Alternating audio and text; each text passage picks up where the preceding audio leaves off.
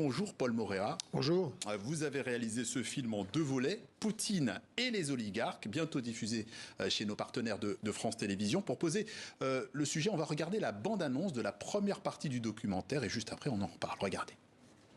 Il voulait créer un pays plein de capitalistes. Malheureusement, ça s'est pas passé comme prévu. C'était l'Amérique des années 20. C'était la jungle, hein, c'était le Far West.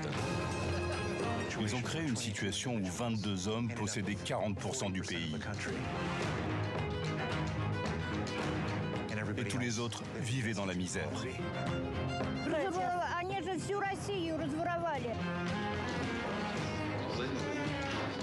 Poutine, on l'avait placé là, on lui avait dit « pose-toi là et touche à rien ».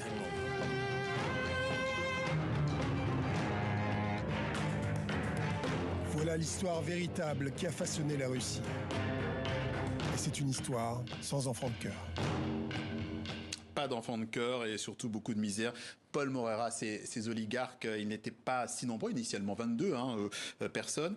Qui sont ces businessmen en herbe qui ont réussi à accaparer, à s'emparer de 40% de l'économie du pays? C'était des gens qui étaient un peu plus malins que la moyenne et qui ont compris assez vite que en fait, tout était à faire. Gorbatchev veut libéraliser le pays, mais c'est pas vraiment comment faire. Khodorkovsky, qui était à l'époque le plus puissant des oligarques, lui, par exemple, il a une idée. Il transforme l'argent virtuel des entreprises soviétiques, puisque il y avait de l'argent, du vrai argent pour payer les ouvriers, mais il y avait de l'argent virtuel qui ne servait à rien qu'à payer des échanges. Il le transforme, il demande à Gorbatchev, il a l'autorisation, il le transforme en véritable argent. Il crée une banque. Et les choses démarrent comme ça, petit à petit, ils bidouillent, ils vendent des ordinateurs. Un peu à tâtons au départ, donc. Absolument. Et il y a un moment où ça démarre vraiment. Pour eux, c'est 96, au moment où il faut assurer l'élection de Yeltsin, qui n'est pas du tout garantie parce que les gens, ils en ont super marre de l'ultralibéralisme, ils veulent retourner au communisme, ils disent ouais, c'était la dictature, mais au moins on avait à manger, on avait une maison, il y avait le minimum, quoi, même si c'était très très sobre. Et là, il n'était plus payé. Et donc, il y a un deal qui se fait entre ceux qui vont devenir les oligarques et Yeltsin, qui est le deal, le fameux deal prêt-contraction, c'est-à-dire que les oligarques prêtent de l'argent pour la campagne de Yeltsin, assurent sa réélection, et en échange, ils vont avoir accès aux ressources stratégiques du pays, le pétrole, l'étain, le nickel, tout ce qui va faire leur puissance par la suite. Et en 96, ils deviennent vraiment ce qu'on appelle les oligarques, parce qu'ils contrôlent totalement Yeltsin, et ils contrôlent les ressources stratégiques du pays. On l'a vu, vous l'avez dit, on a vu dans la bande-annonce cette femme russe qui dit ils ont volé toute la Russie, tout le monde pleure.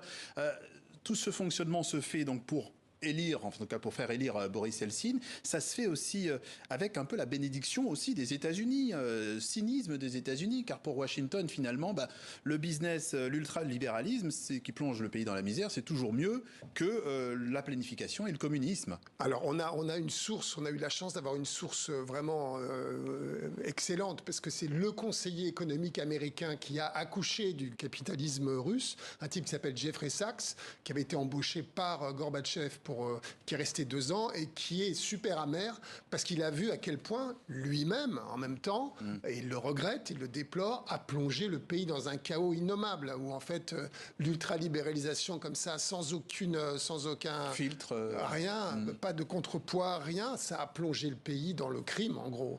C'est la fameuse phrase de Balzac, à l'origine de toute fortune il y a un crime, et vraiment là elle s'applique de manière nette, très nette en Russie. C'est un peu narré d'ailleurs comme un film de gangster, en tout cas la première partie. Vladimir Poutine va entrer en scène au début des années 90. Pourquoi cette arrivée est aussi le début de la fin des oligarques? Est-ce qu'ils l'ont vu venir d'ailleurs, Vladimir Poutine? Alors Vladimir Poutine, il rentre en scène toujours pour la même raison, parce qu'avec Ludovic Gaillard, le monteur avec lequel on a réalisé ce film, on voulait absolument que le peuple russe soit un des personnages du film. Parce que c'est la toile de fond. Pourquoi tout ça arrive? Parce que le peuple est furieux. parce que en fait, on l'a plongé dans la misère et ils sont furieux. Donc, après la menace de la victoire communiste au moment de Yeltsin, survient une autre menace quand Yeltsin, de toute évidence, est trop malade pour garder le pouvoir, et ils se disent, il nous faut un type à poigne pour faire face à la colère populaire, parce qu'on le sait assez peu, mais il y a eu énormément d'émeutes où les ouvriers étaient furieux, ils n'étaient pas payés. On était devant la possibilité d'une nouvelle révolution russe, en fait. Et ils se disent, le type là, l'ancien numéro 2 de la mairie de Saint-Pétersbourg, c'est un mec silencieux, mais il a de la poigne, hein. On l'a lâché sur les Tchétchènes, ça a bien marché, hein. Il les a réduits à néant. Lui, il va nous protéger. Et il pousse pour que Poutine devienne le président de la Russie, pour qu'il soit en quelque sorte leur garde du corps. Sauf que c'est peut-être aussi une erreur, on va le voir dans la deuxième partie du documentaire, la bande-annonce, et on revient vers vous. Comment faire durer le plus longtemps possible la fable du chef honnête qui combat les escrocs? Как бы так вот приносят, я их складываю и на счет отправляю. Даже не считаю. А вот